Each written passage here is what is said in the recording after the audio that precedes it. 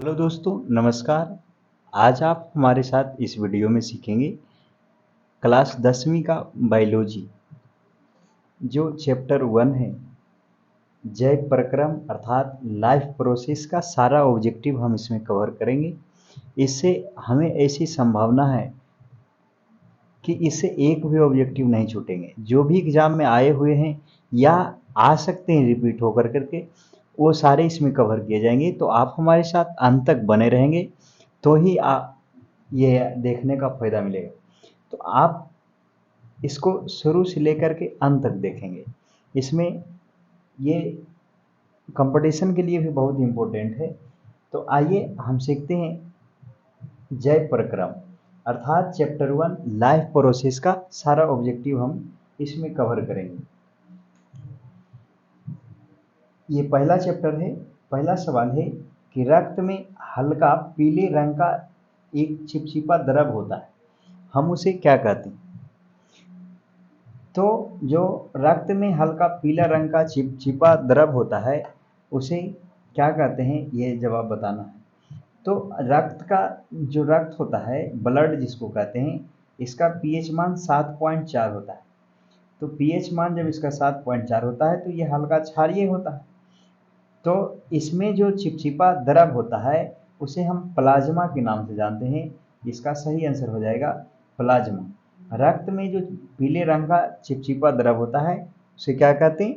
Plasma. ये आपको ध्यान रखना है कि रक्त में जो चिपचिपा पदार्थ होता है उसे प्लाज्मा कहते हैं। अगला सवाल होगा, रक्तचाप मापने के एक विशेष उपकरण होता है, उसका क्या नाम है? उसको किस नाम से जानते हैं? ऑप्शन है स्फेग्नोमैनोमीटर, लैक्टोमीटर, स्टेथोस्कोप, ए मीटर। तो इसका सही जवाब बताइए, दो का क्या होगा? ऑप्शन है स्फेग्नोमीटर मीटर। लैक्टोमीटर से दूध की शुद्धता मापते हैं, ए मीटर से विद्युत धारा को नापा जाता है। तो दो का जो सही आंसर होगा वो ऑप्शन एक होगा स्फेग्नोमैनोमीटर, जबकि स्टेथोस्कोप से भी मापते हैं। अगला है, मनुष्य में कौन सा उत्सर्जी अंग नहीं है जो कि उत्सर्जन नहीं करता है? ऑप्शन है फेफड़ा, अग्नाशय, यकृत, अग्नाशय, वृक्क। तो मनुष्य में जो उत्सर्जी अंग नहीं है उसको पहचानना है। तो तीन का सही जवाब हो जाएगा अग्नाशय, ये उत्सर्जी अंग नहीं है। जबकि फेफड़ा, यकृत और वृक्क ये तीनों उत्सर्जी अंग के उदाहरण हैं। आगे बढ़ते हैं, यूरिया रक्त में कहाँ से प्रवेश करता है? यूरिया रक्त में कहाँ से प्रवेश करता है? ऑप्शन है फेफड़ा से, यकृत से, श्वास नलिका से, वृक्क से। तो यूरिया जो रक्त में प्रवेश करता है वो बताना है कहाँ से करता है। फेफड़ा से, श्वास नलिका से, वृक्क से, यकृत से। ये आपको याद रखना है। यूरिया रक्त में प्रवेश करता है यकृत से, जिसे कलेजा या लीवर के नाम से भी जानते हैं। इसमें यकृत में कोशिका विभाजन अधिक मात्रा में होता है, आपको ये ध्यान रखना है।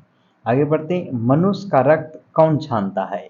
मनुष्य के रक्त को छानना क्षमता कहाँ है ये बताना है। फेफड़ा में, बोमन संपुट में, मूत्र वाहिनी नलिका में, कुंडलित नलिका में। तो मनुष्य में जो रक्त क्षमता है उसका सही जवाब हो जाएगा ऑप्शन बी, बोमन संपुट में रक्त क्षमता है जो किडनी में होता है। आगे बढ़ते हैं, ट्रिप्सिन नामक एंजाइम पाया जाता है। ट्रिप्सिन एंजाइम कहाँ पाया जाता है ये बताना है। छो का सही आंसर है पित्ताशय में ट्रिप्सिन एंजाइम पाया जाता है, ये आपको याद रखिएगा। अगला है, दंत अस्थि क्षय हो जाने का क्या कारण है? हम क्या ऐसा वो कारण है जिससे दंत का अस्थि क्षय हो जाता है? ऑप्शन है मीठी चीज खाने से, दांतों की सफाई नहीं करने से, बैक्टीरिया द्वारा अम्ल के निर्माण होने से, इनमें से सभी। तो 7 का जो सही जवाब हो जाएगा ऑप्शन 4, इनमें से सभी। दंत अस्थि क्षय, दंत का जो हड्डी होता है उसको क्षय होने के कारण इनमें से सभी है। आगे बढ़ते हैं, दांत का सबसे ऊपरी परत को क्या कहते हैं? दांत का सबसे ऊपरी परत को क्या कहते हैं? ऑप्शन है डेंटाइल, इनामेल, अस्थि, क्राउन। तो दांत का जो सबसे ऊपरी परत है उसे हम इनामेल के नाम से जानते हैं। यह सबसे कठोर भाग होता है पूरा शरीर का।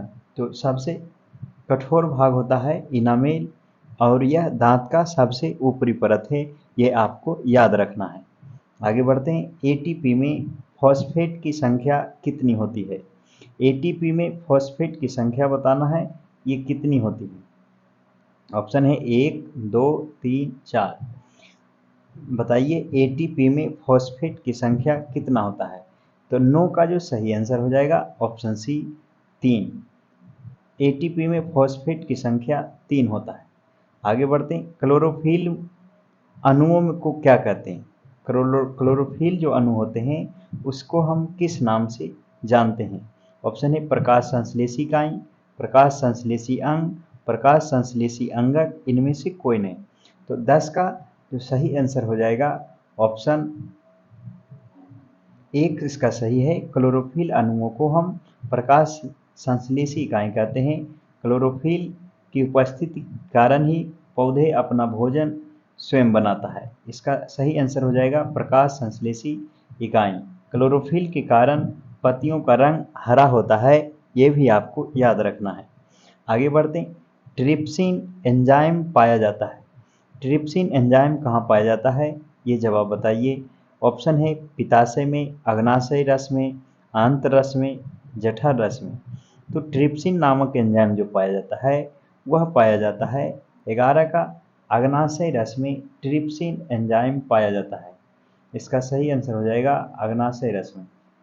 अगला है स्वपोषी पोषण के लिए आवश्यक क्या है? स्वपोषण के लिए क्या जरूरी होता है? हरित लवक, सूर्य का प्रकाश, CO2 तथा जल की उपस्थिति में स्वपोषी अपना भोजन स्वयं बनाते हैं, इसलिए स्वपोषी के लिए ये चारों सही हो जाएगा। तीनों के तीनों ऑप्शन इसका सही है। तो 12 का सही जवाब हो जाएगा ऑप्शन 4। अगला सवाल बताना है कि पेप्सिन नामक एंजाइम भोजन के प्रोटीन को किस में बदल देता है? तो पेप्सिन जो एंजाइम होता है वह भोजन की मात्रा में जो प्रोटीन होता है उसे किस में बदलता है? तो 13 का सही आंसर है पेप्टोन में। पेप्सिन जो है वह पेप्टोन में प्रोटीन को बदल देता है, ये आपको याद रखना है। अब हम पढ़ेंगे 14 नंबर सवाल। 14 नंबर सवाल में लिखा है निम्नलिखित में से कौन मनुष्य की मुख गुहा में पाए जाने वाली लार ग्रंथि नहीं है? तो मनुष्य के मुख गुहा में 3 जोड़ी लार ग्रंथियां पाया जाता है, पैराटीट, सबमैंडिबुलर और सबलिंगुअल, जिसमें पैराटीट सबसे बड़ी लार ग्रंथि होता है। तो इसमें 14 का सी जो है इसका गलत जवाब है, ये लार ग्रंथि नहीं होता है, बुर्नर्स लार ग्रंथि नहीं है। जबकि पैराटीट, सबमैंडिबुलर और सबलिंगुअल ये मनुष्य में लार में पाया जाता है, ये लार ग्रंथि। आगे बढ़ते 15 में निम्नलिखित में से किस छिद्र के द्वारा ग्रस नली से जुड़ा होता है? किस छिद्र, वो कौन सा छिद्र है जिसे ग्रसनी जो है ग्रास नली के द्वारा जुड़ा होता है? ऑप्शन है निगल द्वार, मल द्वार, कंठ द्वार, इनमें से कोई नहीं। तो 15 का जो सही जवाब हो जाएगा वो बताना है क्या है। 15 का सही आंसर है ऑप्शन 1 निगल के द्वार के द्वारा ग्रसनी ग्रास नली से जुड़ा होता है। आगे बढ़ते किण्वन के फलस्वरूप कितने जूल ऊर्जा का बहिष्करण होता है? किण्वन के फलस्वरूप कितने जूल ऊर्जा का बहिष्करण होता है? ऑप्शन है 25 kilo calorie, 30 kilo calorie, 35 kilo calorie, 125 kilo calorie. तो किण्वन की प्रक्रिया में ऊर्जा का जो निष्करण होता है वो आपको याद रखना है। ऑप्शन 1 25 किलो कैलोरी, इसका सही आंसर है 25 किलो कैलोरी। आगे बढ़ते टाइलिन परिवर्तित करता है। टाइलिन क्या परिवर्तित करता है ये बताना है। 17 का सही आंसर हो जाएगा मंड को शर्करा में टाइलिन के द्वारा परिवर्तित किया जाता है, इसका सही आंसर है टाइलिन के द्वारा। आगे बढ़ते हैं निम्नलिखित में से किसे पाचक रस स्रावित करने की आवश्यकता नहीं पड़ता है? तो किसको पाचक रस को स्रावित करने की आवश्यकता नहीं पड़ता है? 18 का सही जवाब हो जाएगा ऑप्शन 1 मोनोस्टिटिस को। तो इसे को पचाने के लिए पाचक रस की आवश्यकता नहीं होता। आगे बढ़ते हैं निम्नलिखित में से कौन सा एंजाइम प्रोटीन के पाचन को अम्लीय माध्यम प्रदान करता है? वह प्रोटीन को पहचानना है जो अम्लीय माध्यम प्रदान करता है वो क्या है? तो 19 का सही जवाब हो जाएगा ऑप्शन 4 पेप्सिन। पेप्सिन प्रोटीन का पाचन को अम्लीय माध्यम प्रदान करता है और प्रोटीन प से प्रोटीन प से पेप्सिन ये उसे पचाता भी है, आपको ये याद रखना है। आगे बढ़ते हैं। 20 नंबर सवाल है, निम्नलिखित में से कौन सा एंजाइम मनुष्यों में अनुपस्थित है? मनुष्य में ये एंजाइम पाया ही नहीं जाता। ऑप्शन है सेलुलोज, माल्टेज, लैक्टेज और सुक्रोज। तो 20 का सही जवाब हो जाएगा ऑप्शन 1 सेलुलोज। मनुष्य में यह एंजाइम नहीं होता है, जबकि माल्टोज, सुक्रोज और लैक्टोज ये मनुष्य में पाए जाने वाले एंजाइम हैं। आगे बढ़ते हैं। प्रत्येक वृक्क को कहाँ से रक्त प्राप्त होता है? प्रत्येक किडनी, हमारे शरीर में किडनी की संख्या 2 है, तो वो रक्त कहाँ से प्राप्त करता है किडनी? तो 21 का जो सही जवाब हो जाएगा ऑप्शन 1 वृक्क धमनी के द्वारा। वृक्क धमनी के द्वारा हमारा प्रत्येक वृक्क रक्त को प्राप्त करता है। आगे है, पौधा द्वारा कार्बन डाइऑक्साइड लेने और छोड़ने की क्रिया को क्या कहते हैं? जो पौधे, हरे पौधे होते हैं वो कार्बन डाइऑक्साइड लेते हैं, जबकि मानव कार्बन डाइऑक्साइड को छोड़ते हैं। तो पौधा के द्वारा जो कार्बन डाइऑक्साइड लेना और छोड़ना प्रक्रिया क्या कहलाता है, ये बताना है। ऑप्शन है बाष्पोत्सर्जन, शोषण, परासरण, प्रकाश संश्लेषण। तो पौधा द्वारा कार्बन डाइऑक्साइड लेने और छोड़ने की प्रक्रिया को हम प्रकाश संश्लेषण के नाम से जानते हैं। इसका सही आंसर हो जाएगा प्रकाश संश्लेषण। आगे बढ़ते हैं। पानी में घुलित खनिज का पौधों में स्थानांतरण होता है। पानी में घुलित खनिजों का पौधा में स्थानांतरण होता है किसके द्वारा? जाइलम नलिकाओं के द्वारा, फ्लोएम के द्वारा, मृदु ऊतक द्वारा या दृढ़ ऊतक द्वारा। तो जो 23 का सही जवाब होगा वह होगा ऑप्शन 1 जाइलम नलिकाओं के द्वारा। अगला सवाल है, पौधा में खाद्य पदार्थों का स्थानांतरण किस रूप में होता है? पौधा में स्थानांतरण किस रूप में होता है, ये जवाब बताना है। ऑप्शन है ग्लूकोज, सुक्रोज, स्टार्च या प्रोटीन। तो पौधा में जो खाद्य पदार्थ का स्थानांतरण होता है वह होता है किसके द्वारा? 24 का सही जवाब हो जाएगा ऑप्शन बी सुक्रोज। सुक्रोज का स्थानांतरण होता है पौधा में, सुक्रोज का स्थानांतरण होता है, ये आपको याद रखना है।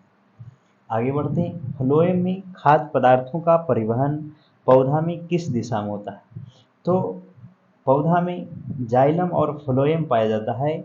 जाइलम जल को एक स्थान से दूसरे स्थान तक प्रवाहित करता है, जबकि फ्लोएम भोजन को आवश्यक अंगों तक पहुंचाने का काम करता है। फ्लोएम, तो बताना है फ्लोएम से खाद्य पदार्थों का परिवहन किस दिशा में होता है? तो 25 का सही जवाब हो जाएगा ऑप्शन सी ऊपर नीचे दोनों ओर फ्लोएम खाद्य परिवहन को, खाद्य पदार्थ को करता है। आगे बढ़ते हैं। निम्नलिखित में से घुलनशील लवण का मूल रोम से पत्तियों तक पहुंचने की क्रिया किस ऊतक के द्वारा संपन्न होता है? जल तथा घुलनशील लवण का मूल रोम से पत्तियों तक पहुंचने की क्रिया किस ऊतक के द्वारा संपन्न होता है? तो 26 का सही जवाब हो जाएगा ऑप्शन सी जाइलम के द्वारा। जाइलम के द्वारा पत्तियों तक पहुंचने की क्रिया, जल और घुलनशील लवण जो होते हैं वह जाइलम के द्वारा एक स्थान से दूसरे स्थान तक पहुंचता है। अगला सवाल होगा, पौधे में श्वसन की क्रिया के अंतर्गत एडीपी के टूटने से कितनी ऊर्जा मुक्त होती है? तो पौधा में जो श्वसन का प्रक्रिया होता है उसके अंतर्गत एडीपी के टूटने में कितनी ऊर्जा मुक्त होता है? ऑप्शन है 30.5 kilo joule, 305 kilo joule, 3.5 kilo joule, इनमें से कोई नहीं। इसका सही जवाब हो जाएगा 27 का ऑप्शन सी 3.5 किलो प्रति मोल जूल ये होता है। प्रकृति में ऑक्सीजन का संतुलन कैसे बना रहता है? तो प्रकृति में ऑक्सीजन, कार्बन डाइऑक्साइड, नाइट्रोजन ये सब कैसे इसका संतुलन बनता है, ये जवाब बताना है। तो 28 का सही जवाब हो जाएगा ऑप्शन बी इसका सही आंसर है। प्रकाश संश्लेषण के द्वारा हमारे वातावरण में ऑक्सीजन का संतुलन बना हुआ रहता है। आगे बढ़ते हैं, मानव हृदय का औसत प्रकुंचन दाब क्या है? तो मानव हृदय का औसत प्रकुंचन दाब बताना है। क्या होता है प्रकुंचन? एक होता है संकुचन। तो प्रकुंचन जो होता है वह होता है 29 का ए, जबकि 80 जो होता है 80 mmHg वो होता है संकुचन। प्रकुंचन 120। आगे होगा, अगला सवाल होगा 30 नंबर, इथाइल एल्कोहल को किस प्रकार के श्वसन में बनता है? इथाइल एल्कोहल किस प्रकार के श्वसन में बनता है? तो जब हमें हमारे शरीर में वायु की अनुपस्थिति हो जाता है तो हमारे शरीर में इथाइल एल्कोहल का निर्माण हो जाता है। तो 30 का सही जवाब हो जाएगा ऑप्शन बी। अवायवीय श्वसन उसको कहते हैं जिसमें ऑक्सीजन की पूर्ति नहीं हो पाता है, तो हम उसे अवायवीय श्वसन कहते हैं। श्वसन दो प्रकार के होते हैं, वायवीय और अवायवीय। एक वायु की उपस्थिति में होता है, एक वायु की अनुपस्थिति में। तो 30 का सही जवाब हो जाएगा ऑप्शन बी, अवायवीय श्वसन। अगला सवाल है, द्विखंडन किस में होता है? अमीबा में, पैरामीशियम में, लैसीमीनिया में, इनमें से सभी में। तो द्विखंडन जो विभाजन होता है वह एक दूसरे से विभक्त, जैसे इस प्रकार से है तो इसमें द्विखंडन एक ही इसमें जनक नहीं होता है, बल्कि ये अपने आप को दो भाग में बांट लेता है। जैसे इस प्रकार से अगर है, इस प्रकार से कोई जीव है तो यहाँ से ये बीच से एक ही बोलता है कट जाएगा। जब बीच से ये कट जाएगा इस तरह से, इस तरह से, तो ये हो जाएगा द्विखंडन, इसको कहते हैं। तो किस में द्विखंडन होता है? अमीबा में, पैरामीशियम में, लैसीमीनिया में, इनमें सभी। तो 31 का सही जवाब हो जाएगा ऑप्शन एक, अमीबा में द्विखंडन होता है, ये आपको याद रखना है। आगे बढ़ते हैं, प्रकाश संश्लेषण की क्रिया में ऑक्सीजन बाहर निकलता है। किससे प्रकाश संश्लेषण की क्रिया में ऑक्सीजन बाहर निकलता है? तो जल से निकलता है, कार्बन डाइऑक्साइड से, ग्लूकोज, डिक्टोयोजोम से। तो प्रकाश संश्लेषण की क्रिया में ऑक्सीजन जो बाहर निकलता है वह निकलता है 32 का जल से, ये ऑक्सीजन बाहर निकलता है। अगला सवाल है, मैग्नीशियम किस में पाया जाता है? मैग्नीशियम किस में पाया जाता है? क्लोरोफिल में, लाल रक्त कण में, बर्नी लवक में, श्वेत रक्त कण में। तो मैग्नीशियम पाया जाता है, वह पाया जाता है क्लोरोफिल में। क्लोरोफिल में मैग्नीशियम पाया जाता है, जबकि लाल रक्त कण में लोहा की मात्रा पाया जाता है। तो 33 का सही जवाब हो जाएगा ऑप्शन एक, मैग्नीशियम क्लोरोफिल में पाया जाता है, इसका सही आंसर है। आगे बढ़ते हैं, ऑक्सीजन क्या है? वसा है, एंजाइम है, हार्मोन है, कार्बोहाइड्रेट। तो ऑक्सीजन जो है वह है 34 का सही आंसर है ऑप्शन सी। यह एक हार्मोन है, ये पादप हार्मोन है। इसमें ऑक्सीजन की वजह से पौधे की टहनियाँ जो होता है वो सूर्य की तरफ मुड़ जाती है। आगे बढ़ते हैं, वृक्क का एक भाग होता है, वह कौन है? वृक्क का भाग क्या है? उत्सर्जन तंत्र का है वृक्क का भाग, परिवहन तंत्र का, श्वसन तंत्र का, इनमें से कोई नहीं। तो वृक्क का भाग बताना है वह क्या होगा? तो 35 का सही जवाब हो जाएगा ऑप्शन एक, इसका सही है। वृक्क उत्सर्जन तंत्र का भाग है। वृक्क को किडनी कहते हैं, इसकी संख्या 2 होता है। आगे बढ़ते हैं, रक्त का कौन सा अवयव घायल स्थान से रक्त स्राव को मार्ग रक्त का थक्का बनाकर अवरुद्ध कर देता है? वह कौन सा अवयव है जो रक्त को थक्का बनाने में मदद करता है?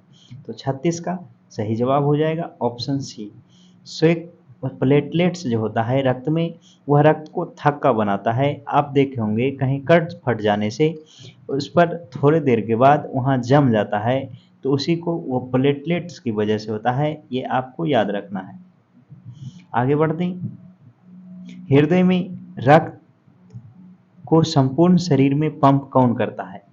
तो हृदय से रुधिर को संपूर्ण शरीर में पंप किया जाता है, किसके द्वारा ये बताना है। ऑप्शन है फेफड़ा के द्वारा, निलय के द्वारा, अलिंद के द्वारा, इनमें से सभी। तो 37 का सही आंसर होगा ऑप्शन बी, निलय द्वारा हृदय से रक्त को संपूर्ण शरीर में प्रवाहित किया जाता है। आगे बढ़ते हैं। स्लाइड को सर्वप्रथम कंपाउंड माइक्रोस्कोप से देखा जाता है कितना गुना पर, ये बताना है। 5 गुना पर, 10 गुना पर, 25 गुना पर, 45 गुना पर। तो स्लाइड को प्रथम कंपाउंड का जो है वह कितना पर देखा जाता है, तो 38 का सही आंसर होगा ऑप्शन बी, 10 गुना पर स्लाइड को देखा जाता है सर्वप्रथम माइक्रोस्कोप से। आगे, पादप में जाइलम किस लिए उत्तरदायी है? जाइलम का क्या कार्य है? तो पादप में जाइलम जो है वह जल का परिवहन करने के लिए उत्तरदायी है जाइलम, जबकि फ्लोएम भोजन को।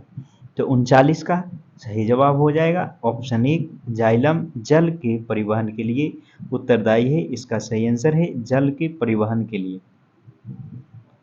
आगे बढ़ते हैं। निम्नलिखित में से किसे कोशिका का ऊर्जा मुद्रा के रूप में जानते हैं? कोशिका का ऊर्जा मुद्रा कौन है? ADP, ATP, DDP, PDP. तो कोशिका का ऊर्जा मुद्रा जो है वह है 40 का सही जवाब हो जाएगा ऑप्शन बी, एटीपी। इसका फुल फॉर्म होता है एडिसिन ट्राइफॉस्फेट। इसको ये याद रखना है। अगला सवाल है, पीतरस कहाँ से स्रावित होता है? पीतरस कहाँ से स्रावित होता है? अग्नाशय से, यकृत से, छोटी आंत से, इनमें से कोई नहीं। तो पीतरस जो स्रावित होता है वह होता है ऑप्शन है अग्नाशय से, यकृत से, छोटी आंत से, इनमें से कोई नहीं। पीतरस यकृत से स्रावित होता है, ये आपको याद रखना है। इसमें भी त है, इसमें भी त है। तो पीत का यकृत से संबंध। 41 का सही जवाब हो जाएगा ऑप्शन बी। अगला है, कवक में पोषण की कौन सी विधि अपनाया जाता है? कवक में कौन सा पोषण होता है? मृत जीवी जो सड़े गले चीजों पर निर्भर रहता है, समभोजी, स्वपोषी, इनमें से कोई नहीं। तो 42 का सही जवाब बताइए क्या होगा? ऑप्शन एक, मृत जीवी। इसका सही आंसर है मृत जीवी। आगे बढ़ते हैं। रुधिर का कौन सा अवयव रक्त के स्राव को रोकने में मदद करता है? रुधिर का कौन सा अवयव रक्त के स्राव को रोकने में मदद करता है? लसिका, प्लाज्मा, प्लेटलेट्स, इनमें से कोई नहीं। तो 43 का सही जवाब हो जाएगा ऑप्शन सी, प्लेटलेट्स। ये रक्त को, रुधिर का ये अवयव है जो रक्त के स्राव को रोकने में मदद करता है। कट फट जाने से प्लेटलेट्स रक्त को बहने से रोक लेता है। आगे है, सभी हरे पौधे होते हैं, सभी हरे पौधे स्वपोषी होते हैं। ये अपना भोजन स्वयं निर्माण करता है, इसलिए हम इसे स्वपोषी कहते हैं। इसका सही जवाब हो जाएगा सभी हरे पौधे स्वपोषी होते हैं। अगला है, वसा का पाचन कौन करता है? वसा का पाचन करने वाला कौन है? Pepsin, trypsin, lipase, amylase. तो वसा का जो पाचन करता है वह करता है 45 का सही आंसर है लाइपेज। वसा का पाचन करता है, वसा को छोटे छोटे टुकड़ों में बना देता है। अस्टोमेटा को खुलने और बंद होने की क्रिया के नियंत्रित करता है कौन? तो अस्टोमेटा जो खुलता है और बंद होता है ये पत्तियों के छिद्रों में पाया जाता है। तो ये किसके द्वारा नियंत्रित किया जाता है? द्वार कोशिका, सखी कोशिका, चलनी नलिका, मूल रोम। 46 का सही आंसर हो जाएगा ऑप्शन एक, द्वार कोशिका के द्वारा अस्टोमेटा के खुलने और बंद होने की क्रिया नियंत्रित होता है। अगला सवाल होगा 47 नंबर में, निम्नलिखित में से किसकी उपस्थिति के कारण रक्त लाल दिखाई देता है? किसकी उपस्थिति के कारण रक्त का रंग लाल दिखाई देता है? ऑप्शन है थ्रोम्बिन, फाइब्रिन, हीमोग्लोबिन, सीरम। तो रक्त में हीमोग्लोबिन प्रोटीन पाया जाता है जिसकी वजह से रक्त का रंग लाल दिखाई पड़ता है हीमोग्लोबिन के कारण। और पत्तियों का रंग हरा क्लोरोफिल के कारण पाया जाता है, जबकि गाजर का रंग कैरोटीन के कारण और मूत्र का पीला रंग यूरोक्रोम वर्णक के कारण होता है। ये सारी बातें आपको याद रखना है। आगे है, मानव का प्रमुख उत्सर्जी अंग क्या है, ये बताना है। मानव का प्रमुख उत्सर्जी अंग, ऑप्शन है वृक्क, रक्त, संवेद ग्रंथि, श्वेत ग्रंथि या अग्नाशय। तो मानव का जो प्रमुख उत्सर्जी अंग है उसका जवाब बताइए क्या होगा। ऑप्शन है वृक्क, श्वेत ग्रंथि, अग्नाशय, रक्त। तो मानव का प्रमुख उत्सर्जी अंग का नाम है 48 का ऑप्शन ए वृक्क, किडनी जिसको कहते हैं, ये मानव के प्रमुख उत्सर्जी अंग है। आगे बढ़ते हैं, अमीबा अपना भोजन कैसे पकड़ता है। अमीबा अपना भोजन किस प्रकार द्वारा पकड़ता है। स्पर्शक के द्वारा, जीभ के द्वारा, कूटपाद द्वारा, मुंह द्वारा। तो अमीबा जो अपना भोजन पकड़ता है वह पकड़ता है 49 का सही जवाब होगा कूटपाद के द्वारा। उसमें कूटपाद रहता है, इस तरह का होता है, इस तरह का बना हुआ रहता है। मान लीजिए यहाँ भोजन है तो इधर से भी ये घेर लेगा, इधर से भी घेर लेगा और इसको ये अपने अंदर समा लेता है, तो उसको बोलते हैं कूटपाद के द्वारा अमीबा अपना भोजन पकड़ता है। आगे बढ़ते हैं, किस प्रकार के श्वसन में अधिक ऊर्जा मुक्त होता है। किस प्रकार का वो श्वसन है जिससे सबसे अधिक ऊर्जा मुक्त होता है। ऑप्शन है वायवीय, अवायवीय, दोनों, इनमें से कोई नहीं। तो वायवीय वायु की उपस्थिति में हो रहा है, ऑक्सीजन की उपस्थिति में, तो हम उसको वायवीय श्वसन कहते हैं। अगर वायु की अनुपस्थिति में हो रहा है तो हम उसे अवायवीय श्वसन कहते हैं। तो वायवीय श्वसन में अधिक ऊर्जा मुक्त होती है, ये आपको याद रखना है। आगे, मछली का श्वसन अंग क्या है। मछली किससे सांस लेता है। ट्रेकिया से, गिल्स से, त्वचा से, फेफड़ा से। तो मछली का जो श्वसन अंग है उसका सही आंसर है ऑप्शन बी, मछली का श्वसन अंग गिल्स है। इसका सही आंसर है गिल्स। अगला सवाल होगा, पौधों में गैसों का आदान प्रदान किसके द्वारा होता है। ऑप्शन है रंध्र के द्वारा, जड़ के द्वारा, तना के द्वारा, टहनी के द्वारा। तो पौधों में गैसों का आदान प्रदान किसके द्वारा होता है। 52 का सही जवाब हो जाएगा ऑप्शन एक, रंध्र के द्वारा पौधा में गैसों का आदान प्रदान किया जाता है। इसका सही आंसर होगा रंध्र के द्वारा। आगे बढ़ते हैं, निम्नलिखित में से सबसे तेज हृदय की धड़कन किसका होता है। तिरपन का, व्हेल, चूहा, हाथी, आदमी। तो निम्नलिखित में से सबसे तेज हृदय धड़कन किसका होता है। ऑप्शन है हेल, चूहा, हाथी या आदमी। तो 53 का सही जवाब हो जाएगा ऑप्शन 4, आदमी का धड़कन सबसे अधिक होता है सभी जीवों में। इसका सही आंसर होगा, आप कमेंट करके बताइए, हमें लग रहा है इसका आंसर होगा चूहा। चूहा का धड़कन तेज होगा, जबकि इसमें आंसर दे रहा है आदमी का।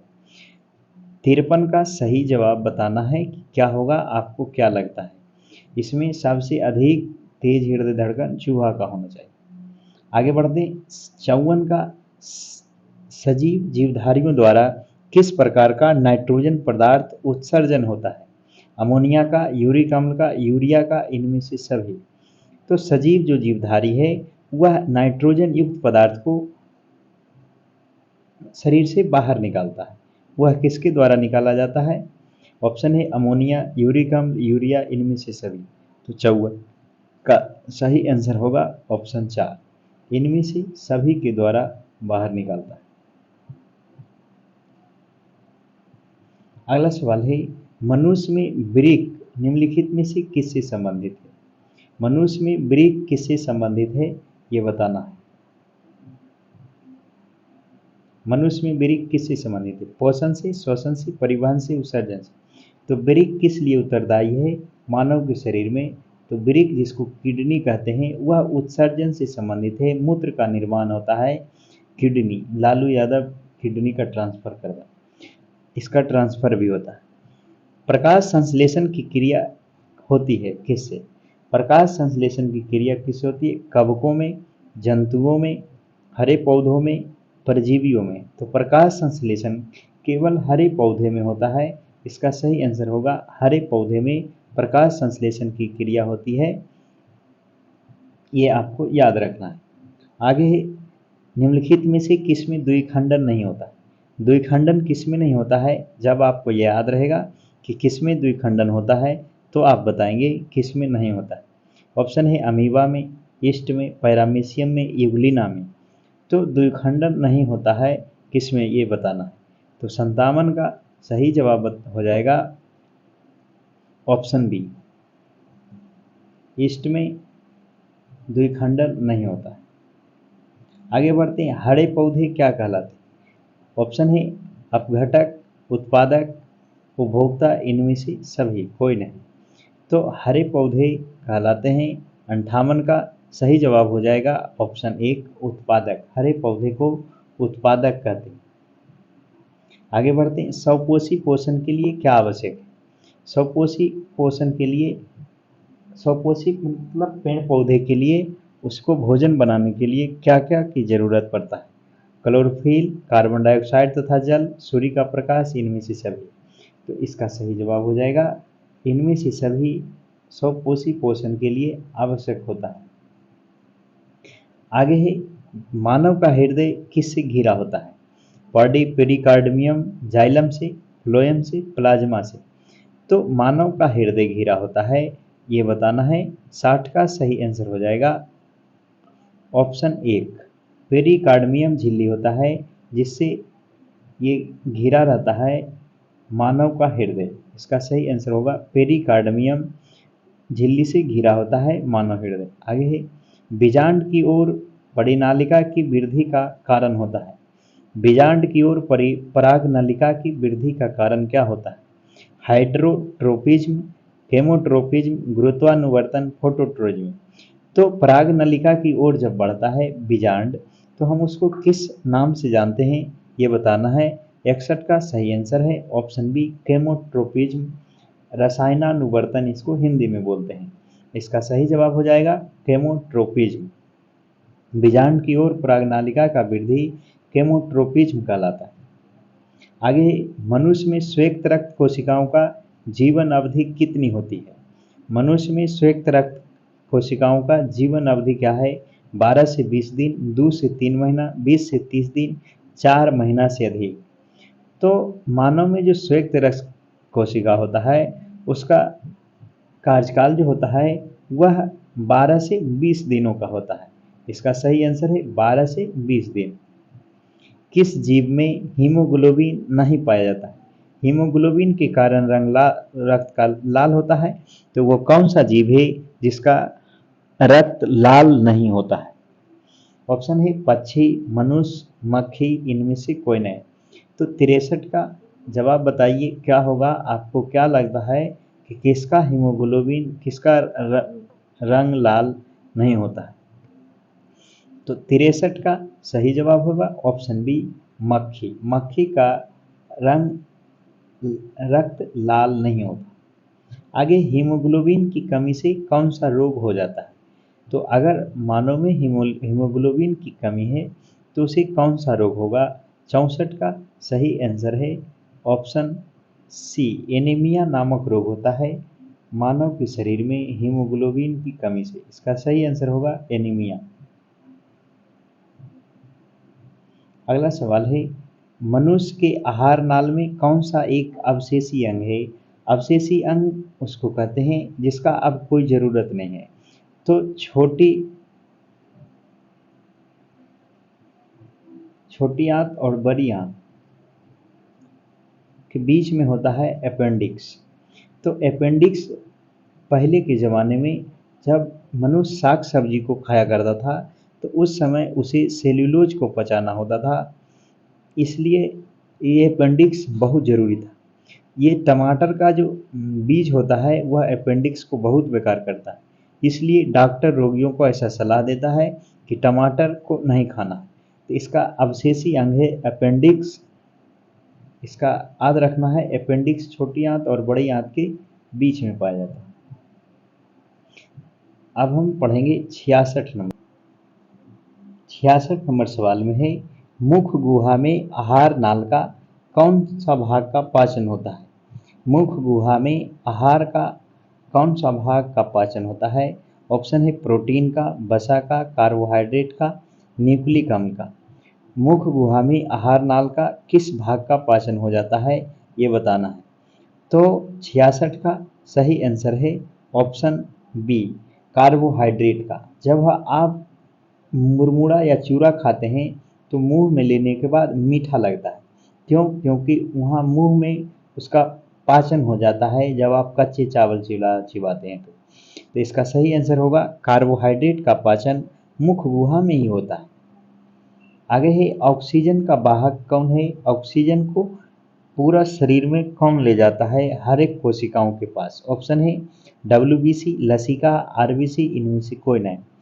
तो ऑक्सीजन का जो वाहक होता है वह होता है आरबीसी। इसका सही आंसर हो जाएगा 67 का आरबीसी के द्वारा ऑक्सीजन को ले जाया जाता है। इसका सही आंसर है आरबीसी में जो हीमोग्लोबिन होता है वो ऑक्सीजन को ढोने का कार्य करता है। आगे है पौधे में श्वसन होता है। पौधे में श्वसन किससे होता है? जड़ में, पत्तियों में, तना में, इनमें सभी। तो पौधे में श्वसन कहाँ से होता है? ऑप्शन है जड़ में, पत्तियों में, तना में, इनमें से सभी। 68 का सही आंसर है ऑप्शन बी, पत्तियों में पौधे में श्वसन होता है। इसका सही आंसर है पत्तियों में। आगे बढ़ते हैं। निम्नलिखित में से कौन स्वपोषी है? हरे पौधे, मछली, कीट, अमीबा। तो 69 का सही आंसर होगा ऑप्शन ए, हरे पौधे में स्वपोषी होते हैं। इसका सही आंसर रहेगा हरे पौधे में। आगे है किस प्रकार के श्वसन से अधिक ऊर्जा मुक्त होती है? ये सवाल हो गया है कि वायवीय श्वसन में हमें अधिक ऊर्जा की प्राप्ति होता है। इसका सही आंसर होगा वायवीय श्वसन। आगे बढ़ते स्वपोषण, स्वपोषी पोषण होता है। स्वपोषी पोषण किस में होता है? पौधों में, कवक में, कुछ प्रोटेस्टा में और प्रोकैरियोट्स में। तो बताना है 71 का सही जवाब क्या हो जाएगा? 71 का जो सही आंसर है वह है पौधों में स्वपोषी पोषण होता है। आगे बढ़ते हैं। ग्लाइकोलाइसिस होता है। ग्लाइकोलाइसिस की प्रक्रिया किस में होता है? ये अच्छा सवाल है। ग्लाइकोलाइसिस की प्रक्रिया जो होता है 72 का सही जवाब है ऑप्शन बी, कोशिका द्रव में ग्लाइकोलाइसिस की प्रक्रिया होती है। आगे बढ़ते हैं। श्वसन किस प्रकार का रासायनिक अभिक्रिया है? तो श्वसन के दौरान हमें ऊष्मा का जरूरत पड़ता है, ऊष्मा निकलता है, तो यह एक ऊष्मा क्षेपी अभिक्रिया है। 73 का सही जवाब हो जाएगा ऑप्शन बी, ऊष्मा क्षेपी अभिक्रिया उसको कहते हैं जिसमें वैसे रासायनिक अभिक्रिया जिसमें ऊष्मा की प्राप्ति होता है। तो श्वसन के दौरान हमारे शरीर से ऊष्मा की प्राप्ति होता है, तो इसका सही आंसर होगा ऊष्मा क्षेपी अभिक्रिया है श्वसन। किस पौधे में रंध्र अनुपस्थित रहता है? कौन ऐसा वो पौधा है जिसमें रंध्र पाया ही नहीं जाता है? ऑप्शन है आम, हाइड्रिला, नागफनी, कनेर। ये बताइए 74 का सही आंसर जो होगा उसका ऑप्शन है बी, हाइड्रिला जो पौधे होते हैं उसमें रंध्र की अनुपस्थिति होता है। ये याद रखना है, हाइड्रिला पौधे में रंध्र नहीं होता है। ग्रहणी किसका भाग है? इसको अंग्रेजी में डेडुनम कहते हैं। छोटी आंत का, बड़ी आंत का, मुख गुहा का, अमाशय का। तो 75 का जो सही जवाब होगा वह होगा ऑप्शन बी, छोटी आंत का भाग होता है डेडुनम, जेजुनम, इलियम, जबकि बड़ी आंत का भाग होता है सिक्कम, कोलम, रेक्टम। आगे बढ़ते हैं। मानव गुर्दे का आकार किस प्रकार होता है? गोलाकार, आयताकार, सेम के बीच के आकार का, इसको किडनी कहते हैं। तो 76 का सही जवाब होगा ऑप्शन सी, सेम के बीच के आकार का मानव का किडनी होता है या गुर्दा होता है। आगे बढ़ते हैं।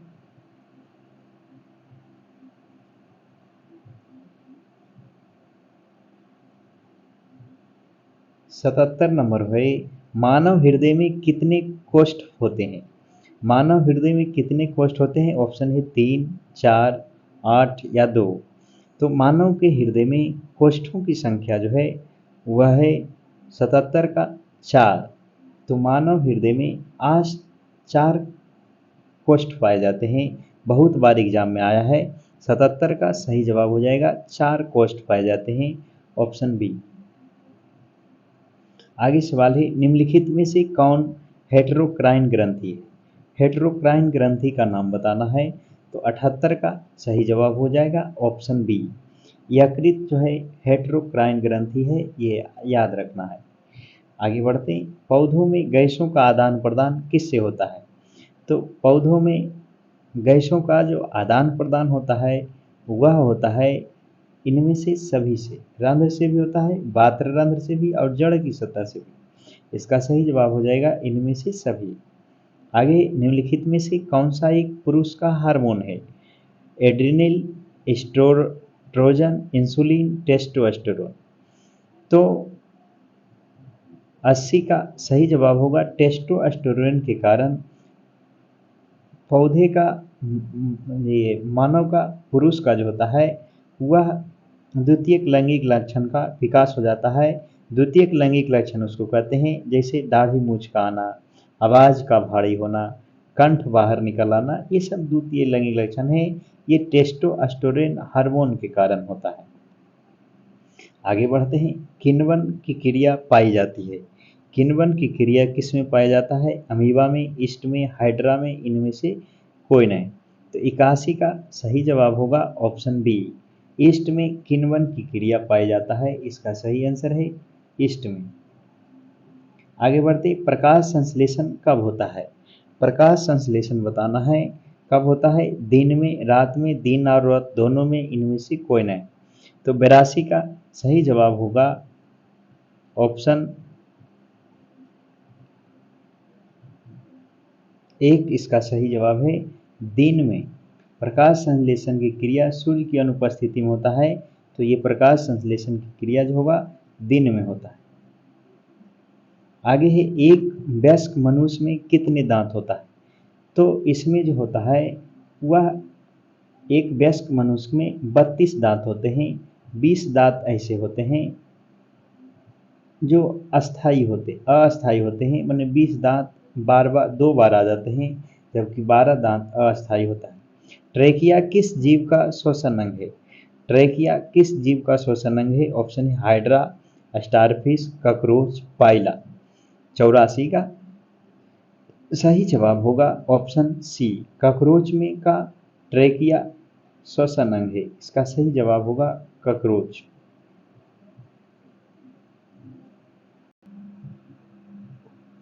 अगला सवाल होगा 85 नंबर में है, शरीर में कौन पाचन, भोजन का पाचन किस प्रकार की अभिक्रिया है? यानी कि भोजन के पाचन किस प्रकार की अभिक्रिया है, ये बताना है। संयोजन अभिक्रिया, अपचयन अभिक्रिया, उपचयन अभिक्रिया, विस्थापन अभिक्रिया। तो शरीर में भोजन का पचना जो है वह है 85 का सही आंसर होगा ऑप्शन सी, यह एक उपचयन अभिक्रिया है। आगे बढ़ते हैं, मानव मूत्र में यूरिया का प्रतिशत बताना है कितना होता है? तो मानव मूत्र में यूरिया का परसेंटेज जो होता है वो कितना होता है? मानव के मूत्र में यूरिया पाया जाता है। यूरिया का सूत्र NH2CO NH2 होता है, ये आपको याद रखना है, NH2CO NH2। तो मानव के मूत्र में यूरिया का प्रतिशत होता है 2%। आगे बढ़ते हैं, मानव पौधे में प्रकाश संश्लेषण का स्थान कहाँ है? ऑप्शन है माइटोकॉन्ड्रिया में, क्लोरोप्लास्ट में, ल्यूकोप्लास्ट में, इनमें से कोई नहीं। तो पौधे में प्रकाश संश्लेषण का जो स्थान है वह है 87 का सही जवाब होगा ऑप्शन बी, क्लोरोप्लास्ट में प्रकाश संश्लेषण का स्थान है। आगे बढ़ते, मूत्र का रंग पीला किस वर्णक के कारण होता है?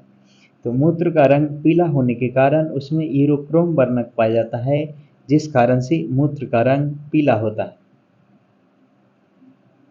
पित्त का स्राव, पित्त रस का स्राव किससे होता है? पित्त रस का स्राव बताना है किससे होता है? छोटी आंत से, यकृत द्वारा, यज्ञाशय के द्वारा, ग्रहणी के द्वारा। तो पीस रस का स्राव जो होता है यकृत के द्वारा होता है, इसका सही आंसर होगा यकृत के द्वारा, जबकि पित्ताशय में स्टोर होता है। निम्नलिखित में से किससे रंध्र के छिद्र घिरे रहते हैं? रंध्र के छिद्र घिरे किसके द्वारा रहते हैं? 90 का सही जवाब हो जाएगा इनमें से कोई नहीं, किसी के द्वारा, गाढ़ कोशिका के द्वारा भी नहीं, इसके द्वारा भी नहीं, इसका ऑप्शन नहीं है, तो 90 का सही जवाब हो जाएगा ऑप्शन 4। 91 नंबर सवाल होगा, निम्नलिखित में से कौन सी गैस श्वसन क्रिया में मुक्त होता है?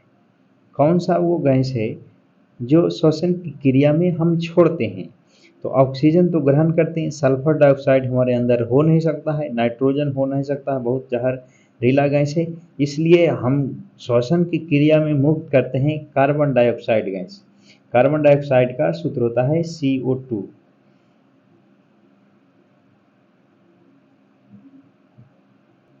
इसका सही जवाब होगा कार्बन डाइऑक्साइड गैस। आगे बढ़ते हैं, 92 नंबर सवाल है, निम्नलिखित में से किस रंग का प्रकाश की किरण प्रकाश संश्लेषण के लिए सबसे ज़्यादा प्रभावी है? कौन ऐसा रंग है जिसमें प्रकाश संश्लेषण की क्रिया अधिक मात्रा में होता है? हरा, नीला, पीला, लाल।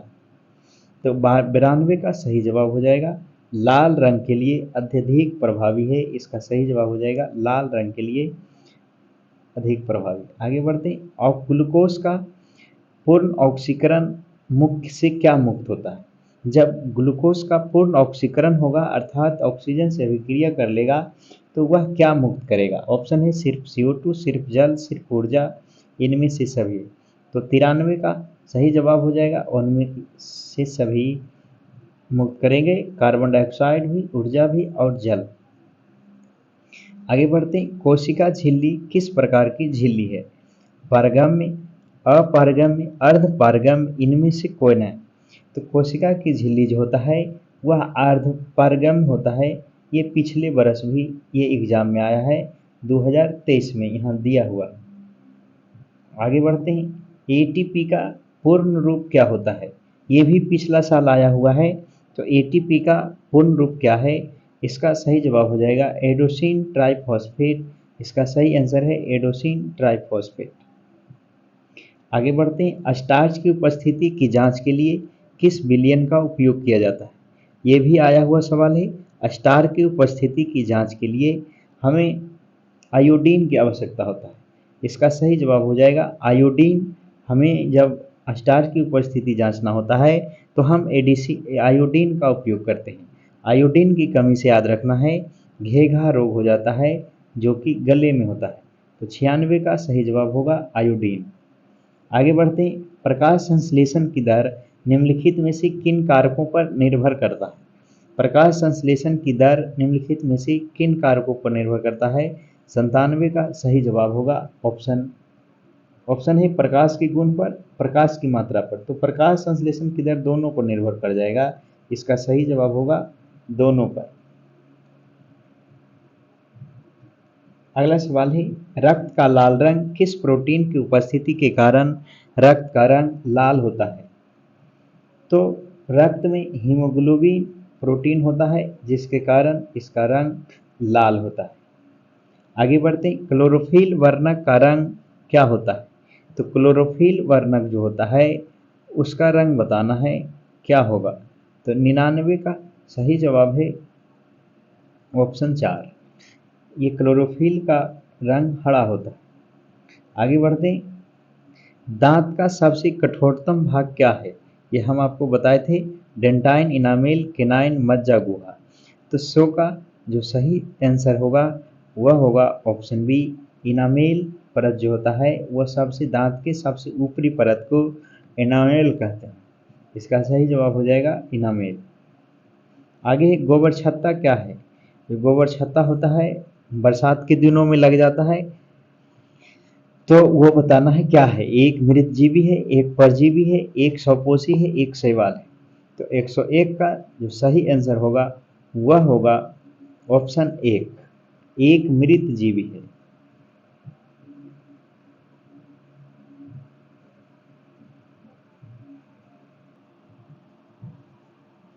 अगला सवाल होगा 102 नंबर, कवक में पोषण की कौन सी विधि है? कवक में पोषण की विधि बताना है। ऑप्शन है स्वपोषी, संभोजी, मृतजीवी, इनमें से कोई नहीं। तो कवक में जो पोषण की विधि होता है वह मृतजीवी है। आगे है, मानव के हृदय में कितने कोष्ठक पाए जाते हैं? मानव के हृदय में 4 कोष्ठक पाए जाते हैं, ये याद रखना है। दायां लिंद, बायां लिंद, दायां निलय, बायां निलय। रंध्र का मुख्य कार्य क्या है? तो रंध्र का मुख्य कार्य जो होगा वह होगा ऑप्शन बी, गैसों का विनिमय एक्सचेंज करना या बाष्पोत्सर्जन करना। पानी की मात्रा को वाष्प के द्वारा वायुमंडल में छोड़ देना बाष्पोत्सर्जन कहलाता है। ये दोनों रंध्र के मुख्य कार्य हैं। आगे है, वायुमंडल में कार्बन डाइऑक्साइड की प्रतिशत क्या है? हमने आपको बताया है कि वायुमंडल में कार्बन डाइऑक्साइड का प्रतिशत क्या होता है। तो 105 का जो सही आंसर होगा ऑप्शन बी 0.03% होगा वायुमंडल में कार्बन डाइऑक्साइड की मात्रा। आगे बढ़ते हैं, पौधा में उत्सर्जी पदार्थ क्या है? पौधा में उत्सर्जी पदार्थ बताना है, क्या होगा? टेनिन, गोंद, रेजिन, इनमें से सभी। तो 106 का सही जवाब होगा ऑप्शन 4, इनमें से सभी। पौधा में उत्सर्जित टेनिन भी है, गोंद भी है, रेजिन भी है, इनमें से सभी है। अगला सवाल होगा, ऑक्सीजन के परिवहन के लिए कौन सा घटक जिम्मेदार है? ऑक्सीजन के परिवहन के लिए रक्त का घटक कौन सा जिम्मेदार है? कौन ऑक्सीजन का परिवहन करता है? आरबीसी, डब्ल्यूबीसी, पट्टिकाणु, इनमें से सभी। तो 107 का जो सही जवाब होगा ऑप्शन 1, आरबीसी रक्त में ऑक्सीजन को परिवहन करता है। आगे प्रकाश संश्लेषण की प्रक्रिया, प्रकाश संश्लेषण की प्रकाश अभिक्रिया होती है। 108 का जो सही आंसर होगा वो बताना है, क्या है? ऑप्शन है क्लोरोप्लास्ट के स्ट्रोमा में, क्लोरोप्लास्ट की ग्राना में, कोशिका द्रव में, माइटोकॉन्ड्रिया में। प्रकाश संश्लेषण की प्रकाश की अभिक्रिया जो होता है वह क्लोरोप्लास्ट के स्ट्रोमा में होता है। इसका सही जवाब होगा क्लोरोप्लास्ट के स्ट्रोमा में। आगे बढ़ते हैं, रंध्र मुख्यतः पाए जाते हैं। ऑप्शन ही जड़ों पर, पत्तियों पर, तना पर, इनमें से कोई नहीं। तो रंध्र मुख्यतः कहाँ पाए जाते हैं ये बताना है। तो 109 का जो सही आंसर होगा ऑप्शन बी, पत्तियों पर। पत्तियों पर रंध्र पाए जाते हैं। अगला है, रक्तचाप मापने के उपकरण को क्या कहते हैं जिससे ब्लड प्रेशर मापा जाता है? तो रक्तचाप मापने का जो उपकरण है उसको कहते हैं 110 का सही जवाब होगा ऑप्शन 4, स्फेग्नोमैनोमीटर के नाम से जानते हैं। आगे ही लसिका का रंग होता है, क्या होता है लसिका का रंग ये बताना है। हरा, लाल, हल्का नीला, हल्का पीला। तो लसिका का रंग जो होता है 111 का सही जवाब होगा ऑप्शन 4, हल्का पीला। अगला सवाल है, रक्त क्या है? तो रक्त हमारे शरीर को जोड़ने का काम करता है, इसलिए रक्त एक तरल संयोजी ऊतक है। यह एक बफर विलयन है। बफर विलयन उसको कहते हैं जो अपने पीएच मान का विरोध करता है, हम उसे बफर विलयन कहते हैं। तो इसका सही जवाब हो जाएगा, रक्त एक प्रकार का संयोजी ऊतक है। ऊतक उसको कहते हैं, कोशिकाओं के समूह को ऊतक कहते हैं। तो ये जोड़ने का काम करता है, इसलिए ये संयोजी ऊतक है। आगे है, श्वसन के अंतिम उत्पाद क्या है? श्वसन में अंतिम उत्पाद क्या होता है? तो 113 का सही जवाब होगा ऑप्शन 1, कार्बन डाइऑक्साइड और जल। आगे है, मानव के आहार नाल का सबसे लंबा भाग कौन सा होता है? सबसे अधिक लंबा भाग बताना है, क्या होगा?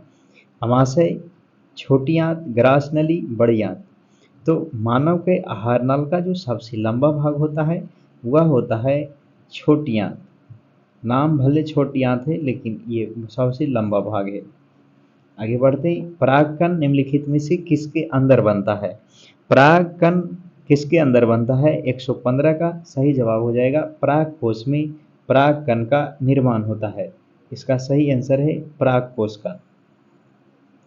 आगे ही, चालनी नलिका किस में पाया जाता है? चालनी नलिका 116 का सही जवाब होगा ऑप्शन बी, जाइलम में चालनी नलिका पाया जाता है।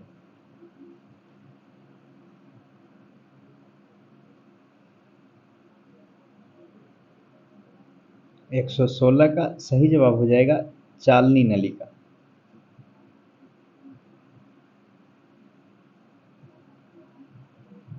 इसका सही आंसर होगा चालनी नलिका जाइलम में पाया जाता है। इसका सही आंसर है जाइलम में। आगे बढ़ते हैं, आरबीसी की जीवन अवधि क्या होता है? आरबीसी का जीवन अवधि कितना दिन का होता है? 120 दिन, 180 दिन, 80 दिन, 220 दिन। तो आरबीसी का जो जीवन काल होता है वह 120 दिन होता है। आरबीसी 120 दिनों के बाद उसका नया निर्माण होता है। तो 117 का सही जवाब हो जाएगा ऑप्शन ए। आगे बढ़ते हैं, मानव शरीर में सबसे लंबी कोशिका कौन सी है? ये बताना है कि मानव शरीर में सबसे लंबी कोशिका कौन होता है। मानव शरीर में अगर सबसे लंबी कोशिका बोले तो आपको बताना है न्यूरॉन कोशिका सबसे लंबी कोशिका होता है, जो मानव के मस्तिष्क में पाया जाता है। आगे बढ़ते हैं, निम्नलिखित में से कौन पादप हार्मोन नहीं है? पादप हार्मोन नहीं है एथिलीन, साइटोकाइनिन, ऑक्सिन या ऑक्सीटॉक्सिन। तो ऑक्सीटॉक्सिन ये मानव में पाया जाता है, ये हार्मोन ऑक्सीटॉक्सिन हार्मोन ये मानव का हार्मोन है। तो इसका सही जवाब होगा ऑक्सीटॉक्सिन हार्मोन। आगे है, निम्नलिखित में से कौन एक अपघटक है? शैवाल, गोल कृमि, बैक्टीरिया, अमरवेल। तो गोल कृमि इसका सही आंसर है बैक्टीरिया। बैक्टीरिया जो है एक अपघटक है। साथियों, तो इस वीडियो के माध्यम से हम जैव प्रक्रम पहला चैप्टर ऑब्जेक्टिव का पूरा जितना ऑब्जेक्टिव बन सकता था, जो भी एग्जाम में आज तक आए हुए हैं वो सारे हमने इसमें कवर किए। तो आप इस वीडियो को रिपीट कर करके बार बार देखिए, आप ये सारा ऑब्जेक्टिव याद कर जाइए। इससे 10 से 15 ऑब्जेक्टिव पक्का आएंगे, ऐसा हमें लगता है। तो आपको ये वीडियो देखने के लिए बहुत बहुत धन्यवाद। Thank you. जल्दी मिलेंगे अगले वीडियो में, तब तक के लिए अपना ख्याल रखिए। थैंक यू, बहुत बहुत धन्यवाद।